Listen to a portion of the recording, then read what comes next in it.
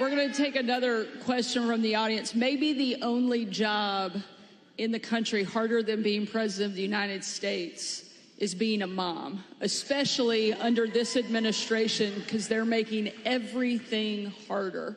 And tonight we have a mom here in the audience, Barbara, that's behind us, that has a question for you. Hi, Barbara. Hello back there.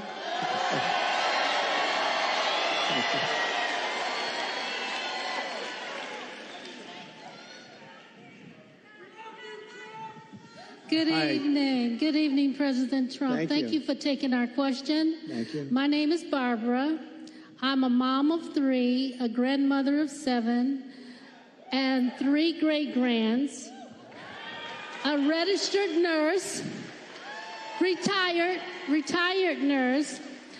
So I know the cost that goes into raising children and running a household. Yeah.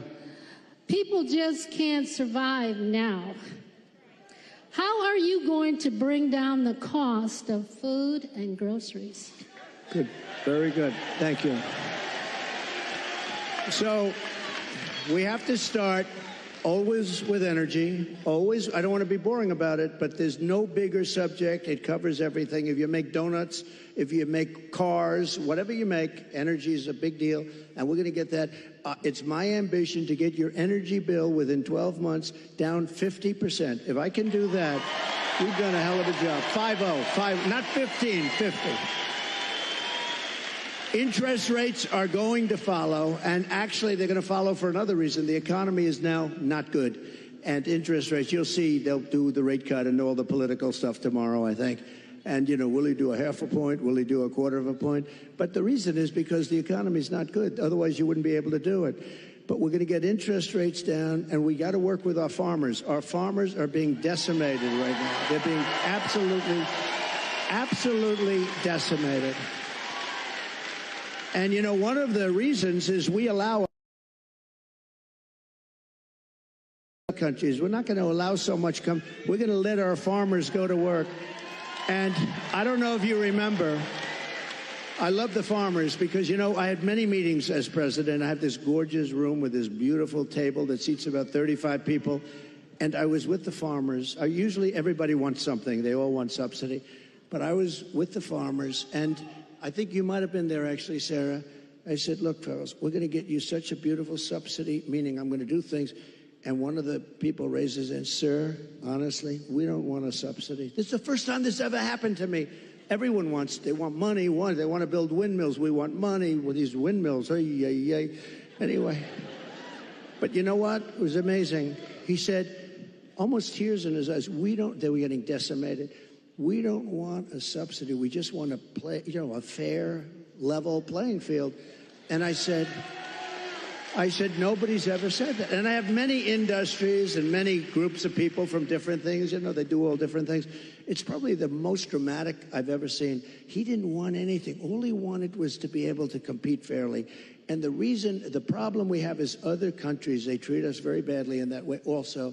They really are. And, you know, sometimes the worst countries are our so-called allies. I say so-called because in many ways they're not allies at all. They take advantage of us. They really take advantage. But we're going to do with the farmers. We're going to do what we have to do with the farmers. We're going to put our farmers. And do you remember the expression? When I was negotiating with China, China said, well, we're not going to deal with this because they never had anybody negotiate. They did whatever they want. They just took us like, you know, for a bunch of suckers. But I told the farmers it's going to be very good negotiators. You're going to suffer for 6 months, and then they're going to fold. And that's exactly what happened. They folded, and they agreed to buy $50 billion. You know, you might have heard the story. I said, how much? I went to the Secretary of Agriculture. How much did they buy? He said 15. I thought he said 50. So when they're ready to make a deal at 15 billion, I said, no, I want 50. That's what they've been buying. He said, no, it's 15. I said, you said 50. And he said, no, we said 15. I said, that's okay. Ask for 50 anyway. And we got it. We got it. And they buy a lot of our product. But so we're going to, it's just a great.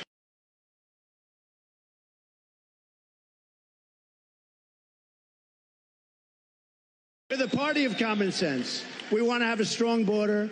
How about we want a strong, you know, all of a sudden, They've changed. They didn't want any border.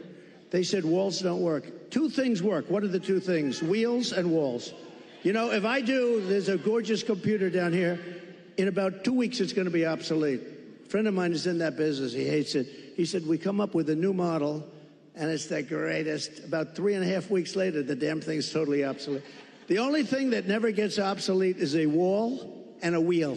And the wall is what we're talking about now. And, you know, we built hundreds of miles of wall. We then added more than I ever said I was going to do. And then we had that bad election result, that disgusting result. And they never put it up. You know what they did with it? They sold it for 5 cents, and it was expensive wall. It was exactly what the Border Patrol wanted, with the anti-climb plate on top, which I always hated because I didn't like the look of it. But, you know, they demonstrated it. We had mountain climbers and a couple of drug climbers, too. These guys are amazing. They put 100 pounds of drugs on the back, and they go up the wall like it's nothing. But they couldn't get over the plate. So all of a sudden I said, okay, I'll put the plate on. I didn't like it. I liked it better without the plate, but it didn't work quite as well. So this is what we did. We had it. We had the best. We had a thing called Remain in Mexico. You don't have to be a genius to know Remain in Mexico is a very good thing. And you think that was easy to get. I think Tijuana, Mexico was probably the fastest growing city in the history of the world. Okay, they had hundreds of thousands. They couldn't come in. When they got in, they let everybody pour into our country. The border, just to finish with the border, when I talk about energy, to me it's exciting, but to a lot of people it's not. But it gets exciting because we'll bring down your costs, all that. But what people want to hear, and I believe when I got elected, I believe it was the border that was the biggest thing, and I fixed it, and I did a great job. And I wanted to mention it in 2020, and my people would say, sir, nobody cares about the border. They don't care because I had it fixed. Now I got to fix it again. I believe the border is of the greatest interest. When you look at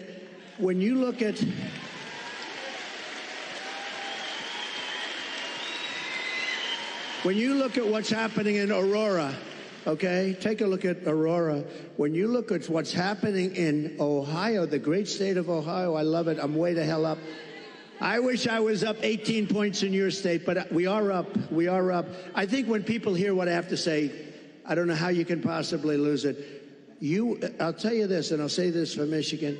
If I don't win, you will have no auto industry within 2 to 3 years. It'll all be gone. And I know you got a little bit of an increase. It doesn't mean that's the small stuff because it's just a temporary thing.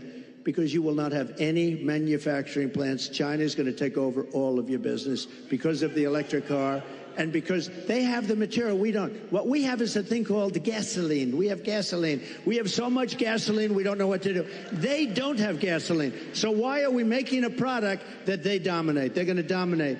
You will not have a car industry left, not even a little bit of a car industry.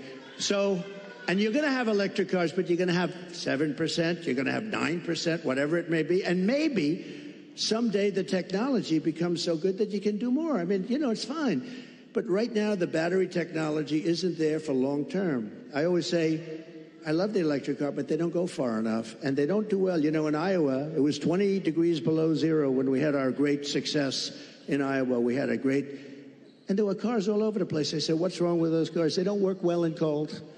And they don't work very well in heat. But Elon's going to figure it out because he's great. He gave me the greatest endorsement. He figures everything out. And right now he's got other things to think. He's got to get a rocket up to get those 2 people out of there. I said, Elon, let's get going. No, they're relying on Elon to get the 2 people. Who would like to be up there right now saying we're coming back home maybe in February? So that was not so good. But Elon will solve the problem. He's great, great guy. And he loves this state, and he loves your whole, everything you're doing here. And he's done a fantastic job. He really has. And if he didn't endorse me, I would not be saying that, okay? I wouldn't be saying that. Thank you. We've got time, I think.